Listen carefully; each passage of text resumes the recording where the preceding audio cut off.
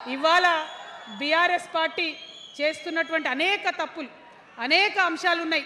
ఒకటి కాదు, రెండు కాదు. ఇది ప్రారంభం మాత్రమే. మొదలు పెట్టినాం, జస్ట్ ఇల్లలికినాం. In front there is crocodiles festival. తర్వాత చాలా చెప్పేది ఉంది, అప్పుడు చెప్దాం. ఇప్పుడు ఏం జరుగుతుంది ఈ రాష్ట్రంలో? ఒక కర్కోటకుడు ఆయన పరిపాలన జరుగుతుంది. బాధ అనిపిస్తుంది ఒక పొలిటికల్ లీడర్ని కర్కోటకుడు అనాలంటే. కానీ అనక తప్పని పరిస్థితి. ఎందుకంటే మొన్న ఖమ్మంలో వెలుగుమట్లలో అన్ని పర్మిషన్స్ ఉన్నాయి, అన్ని కాయిదాలు ఉన్నాయి. అర్ధరాత్రి పోయి ఇల్లు కూలగొడితే ఒక నిండు గర్భిణి టెన్షన్తోని అబార్షన్ అయిపోతే ఆ తండ్రి ఏడ్చిన ఏడ్పులు, ఆ తండ్రి రోదన ఇంకా కూడా ఈ చెవులకు వినబడుతుంది. కాబట్టి ఇప్పుడున్న సీఎంని కర్కోటకుడనే అంట, హిట్లర్ అనే అంట. 2 నెలల చిన్న పాప పసికందు కుమ్మెర గ్రామంలో చచ్చిపోతే ఇప్పటి వరకు కూడా కేసు పెడతలేరు. హోంమంత్రి కూడా ముఖ్యమంత్రే, ఆయనకు తీరిక లేదు పాపం. చిన్న పసికందు చచ్చిపోతే ఇప్పటి వరకు కేసు పెడతలేరు. అందుకే అంటున్నా, కర్కోటకుడైనటువంటి సీఎం పరిపాలనలో ఉన్నాం. ఖచ్చితంగా కొట్లాడాల్సిందే. మనం ఏదైతే గురుకులాలు ఉన్నాయో వాటిలో విషం పెట్టి పిల్లల్ని చంపుతా ఉన్నారు. అయినా సరే విద్యాశాఖ మంత్రిగా ఉన్న సీఎం మాట్లాడతలేడు. అందుకే కర్కోటకుడు అంటా ఉన్నాం, అందుకే హిట్లర్ అంటా ఉన్నాం.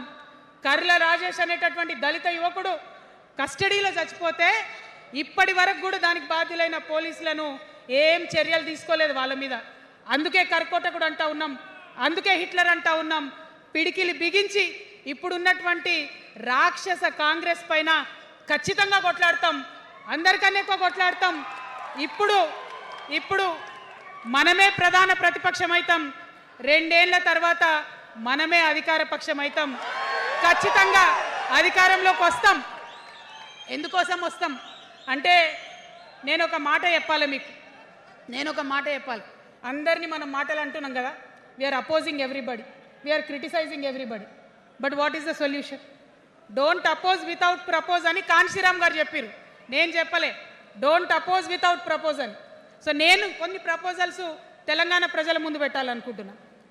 నేను ఈ 3 పార్టీలు అధర్మంతో నిండిపోయినాయి, అవినీతితో నిండిపోయినాయి, బంధుప్రీతితో నిండిపోయినాయి, కుటుంబ అవినీతి పరిపాలనతో నిండిపోయినాయి.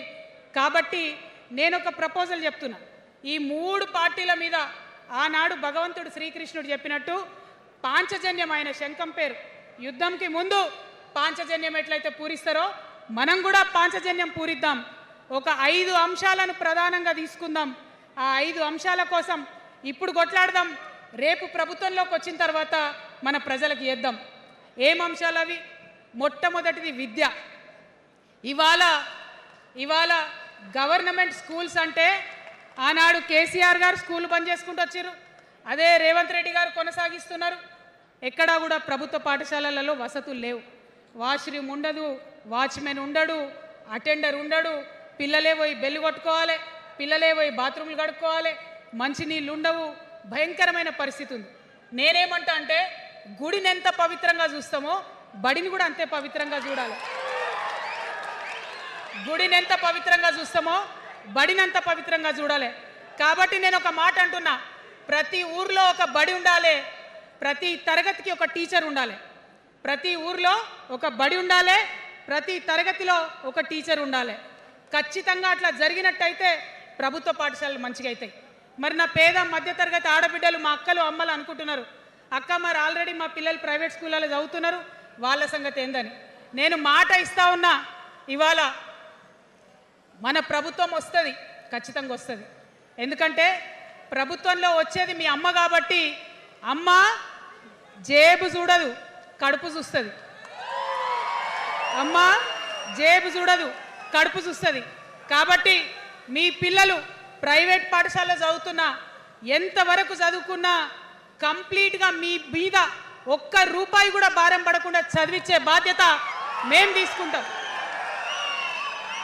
అది ప్రైవేట్ పాఠశాలలు కానీ, డాక్టర్ కానీ, ఇంజనీర్ కానీ, రాకెట్ సైంటిస్ట్ కానీ, మన తెలంగాణ బిడ్డలు చదువుకుంటే ఒక్క రూపాయి కూడా పేద మధ్యతరగతి వాళ్ళ మీద భారం పడకుండా ఉచిత విద్యను అందించే బాధ్యత నేను నా తెలంగాణ బిడ్డల కోసం తీసుకుంటా అని ఈ సందర్భంగా తెలియజేస్తున్నా. ఇవాళ పరిస్థితి ఏంటిది? యూనివర్సిటీలో ఉన్న పిల్లలు అంతకుముందు తెలంగాణ రాకముందు నేను చూసిన రక్తం అమ్ముకునేది డబ్బులు లేకపోతే. ఇవాళ ఏం చేస్తున్నారు? బావర్చి కాడ గిగ్ వర్కర్ లెక్క గోడ మీద కూర్చొని వెయిట్ చేస్తున్నారు. అవునా కాదా? ఎందుకంటే ఆ గిగ్ వర్కర్ చేస్తే అంతో ఇంతో పైసలు వస్తాయి, పేరెంట్స్ మీద ఆధారపడకుండా ఉండొచ్చు అని. మరి యూనివర్సిటీలను పట్టించుకున్నామా? బీఆర్ఎస్లో ఉన్నప్పుడు 10 ఏళ్ళు ఒక్క రూపాయి కూడా ఇవ్వలేదు యూనివర్సిటీకి. ఆ యూనివర్సిటీ మిత్రులకు, పాఠశాలలో ఉన్నటువంటి వారందరికీ నేను ఒకటే ప్రపోజల్ చేస్తున్నా, మీరు ఎంత చదువుకుంటారో చదువుకోండి, ఒక్క రూపాయి కూడా మీ మీద భారం పడకుండా చదివించే బాధ్యత తెలంగాణ రాష్ట్ర సేన తీసుకుంటుంది. ప్రైవేట్ పాఠశాలలు కూడా బాగుంటాయి, ప్రభుత్వ పాఠశాలలు కూడా బాగుంటాయి, కానీ భారం తల్లిదండ్రుల మీద పడదు. అది మీ అమ్మ ప్రభుత్వంలో జరగబోతుందని, మీ తల్లి ప్రభుత్వంలో జరగబోతుందని మీకు మాటిస్తా ఉన్నా. సెకండ్, మనకేమవుతుంది? మన తెలంగాణలో పేద మధ్యతరగతి ప్రజలకు ఏమవుతుంది? ఎవరన్నా ఇంట్లో రోగం వస్తే, ఒక యాక్సిడెంట్ అయితే ఇల్లు గుల్లవుతుంది. అందుకే ఆలోచన చేసి వైద్యం గురించి ఒక నిర్ణయం తీసుకున్నా. మన రెండో అంశం పాంచజన్యంలో వైద్యం కోసం అనేక అగచాట్లు పడుతున్నారు, అనేక ఇబ్బందులు పడుతూ ఉన్నారు. నేను ఒకటే మాట ఇస్తా ఉన్నా, ఏ రోగమన్నా రాని, ఎంత పెద్ద హాస్పిటల్ అన్నా కానీ, మన తెలంగాణలో మన జబ్బు ఎక్కడ తగ్గుతుందో అక్కడ మీ జేబులకెళ్ళి ఒక్క రూపాయి ఖర్చు కాకుండా ఉచిత వైద్యం అందించే బాధ్యత మేము తీసుకుంటా ఉన్నాం. ఉచితంగా విద్య ఇచ్చి ఉచితంగా వైద్యం ఇచ్చినాక నా తెలంగాణ బిడ్డల మీద నాకు నమ్మకం ఉంది. మనం కష్టపడే బిడ్డలం, మీరే పైసలు సంపాదించి ఇస్తారు, మీరే రాష్ట్రాన్ని ముందుకు తీసుకుపోతారు. అవునా కదా? ఉచిత విద్య, ఉచిత వైద్యం మన రెండు అంశాలు పాంచజన్యంలో. మూడవది వ్యవసాయం. మా రైతన్నలు ఉన్నారు, మా రైతన్నలు ఎంతో కష్టపడి మరి పంటలు పండించి చెమటలు కక్కి మనందరికి అన్నం పెడతారు. మీ అందరినీ నేను కోరేది ఒకటే, ఇవాళ అందరూ అర్రాస్ పాట పాడినట్టు నీకు ఎకరానికి ఇంత ఇస్తా అని చెప్పి మాట్లాడుతున్నారు తప్పితే మనకున్న కష్టం ఎవరైనా తీరుస్తున్నారా? ఏం కష్టం ఉంటుంది రైతుకి? భూమి కష్టం ఉంటుంది, చెప్పుకోవాలి. భూమి మీద దాని ఇబ్బంది ఉంది. ఎంఆర్ఓ ఆఫీస్కి పోతే మనని ఎవడన్నా రాణిస్తాడా? మాట్లాడతాడా? నీ దోతి బాగలేదు, నీ అంగి బాగలేదు, నీ కాళ్ళకు మట్టి ఉండే, నీ చెప్పులకు మట్టి ఉండే రానియరు. అదే సూటు బూట్ వేసుకొని ఎవరన్నా వస్తే ఏం చేస్తారు?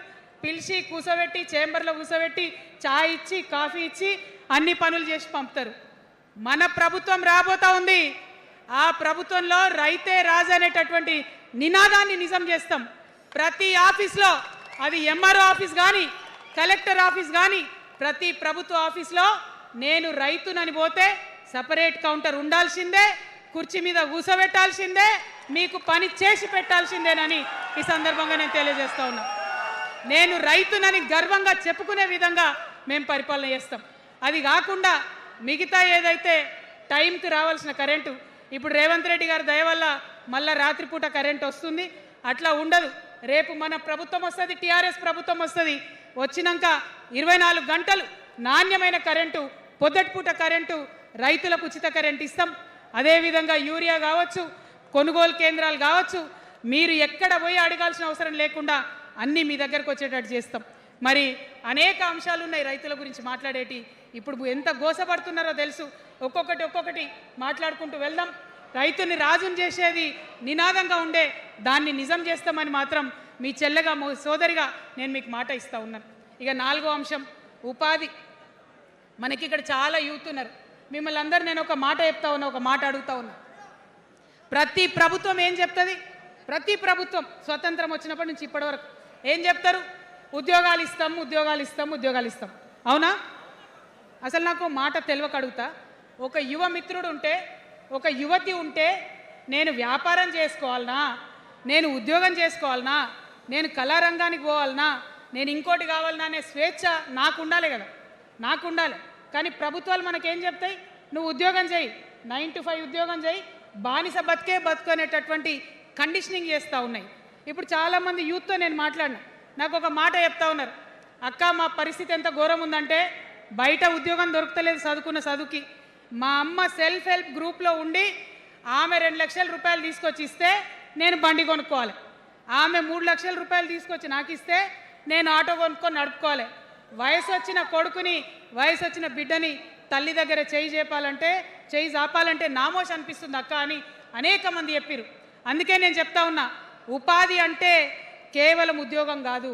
ఉపాధి అంటే మన ప్రభుత్వంలో రేపు రాబోయేటటువంటి మీ అమ్మ ప్రభుత్వంలో 2 లక్షల రూపాయల నుంచి మొదలు పెడితే 20 కోట్ల రూపాయలకు కూడా మనము మీ వ్యాపారానికి సంబంధించిన ఐడియాతో మీరు వస్తే బ్యాంకులతో సంబంధం లేకుండా నా యువతులను నమ్మి ఆ లోన్ డైరెక్ట్గా మీకు ఇవ్వడం జరుగుతుంది. ఎందుకోసం ఈ మాట చెప్తా ఉన్నా అంటే మన తెలంగాణ బిడ్డలకు మంచి సృజనాత్మకత ఉంది, ఆలోచించే శక్తి ఉంది, కష్టపడే తత్వం ఉంది. ఇవన్నీ కూడా మంచి వ్యాపారవేత్తలకు ఉండేటటువంటి లక్షణాలు.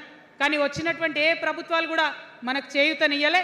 ఖచ్చితంగా నా యూత్ని నేను నమ్మాలనుకుంటున్నా, నా యూత్కి నేను డబ్బులు ఇవ్వాలనుకుంటున్నా. వాళ్ళ చేతిలో డబ్బులు పెట్టి వాళ్ళు ఇంకెంత సంపాదన నా తెలంగాణ రాష్ట్రానికి ఇస్తారో చూడాలని నేను అనుకుంటున్నా. యూత్ ఎంపవర్మెంట్ గ్రూప్స్ తయారు చేస్తాం. 2 lakhs to 20 crores వరకు డైరెక్ట్గా గవర్నమెంటే ఉండి మీకు లోన్స్ ఇస్తాం. మరి ఉద్యోగం చేయాలనుకునే యూత్ ఉంటే నేను ఒక శుభవార్త చెప్తా ఉన్నా. బాగా లెక్క పెట్టినాం, మీకు తెలుసు నేను ఏది స్టడీ చేయకుండా ఆగమాగం మీద అసలే నేను స్టడీ చేసిన దానికి ఏంటంటే ఎవరైతే ఉద్యోగం చేయాలనే యూత్ ఉంటారో వాళ్ళకి మొదటి సంవత్సరమే మన గవర్నమెంట్ వచ్చినాక 4 లక్షల ఉద్యోగాలు ఒకటేసారి సింగిల్ నోటిఫికేషన్తోని ఇచ్చి తీర్థం. ఇది నా మాట. నేను మళ్ళీ మీకు ఎందుకు చెప్తా ఉన్నా ఈ మాట అంటే, నేను తల్లిని, నేను జేబు చూడా, ఎంత ఖర్చు అవుతుంది, ఎంత జీతం అవుతుంది చూడా.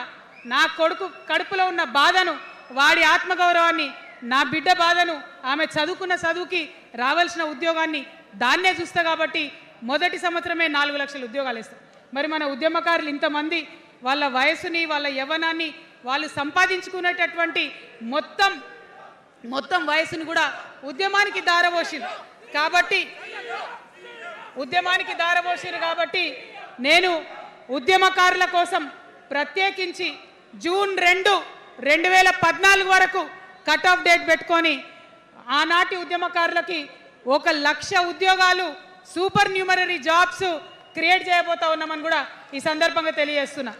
అంటే ఇవన్నీ తెలంగాణ ఉద్యమంలో, తెలంగాణ రాష్ట్ర సాధనలో మీరు చేసిన ప్రయత్నానికి, మీ రుణం తీర్చుకోవడానికి నేను చేస్తున్న ఈ ప్రయత్నం అని చెప్పి ఈ సందర్భంగా తెలియజేస్తా ఉన్నా.